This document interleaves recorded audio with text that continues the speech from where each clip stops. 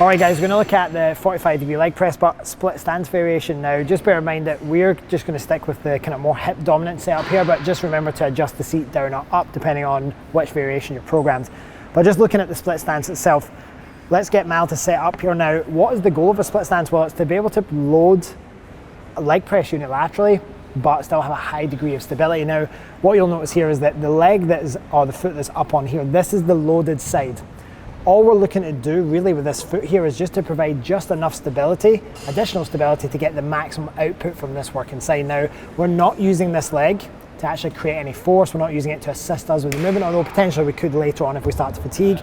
But really the goal, as you can see, she's not got her heel on the pad or even the midfoot. It's very much just the ball of the foot and maybe the toes a little bit on there, just to provide that bit of support. Now, a mistake that we often see when it comes to these split stance or single leg presses is people move their foot all the way into the middle. It's almost as if you need to center yourself, and that's kind of a bit of a misnomer, because ultimately we're still creating the same forces through the muscle here as we would be if we were bilateral. It's just the difference is now we're not taking the brunt of the load on both sides equally, it's just this side more so now. So there's no need to shift your foot into the center. Let's just keep the joints lined up just exactly as you would if you were doing a bilateral variation.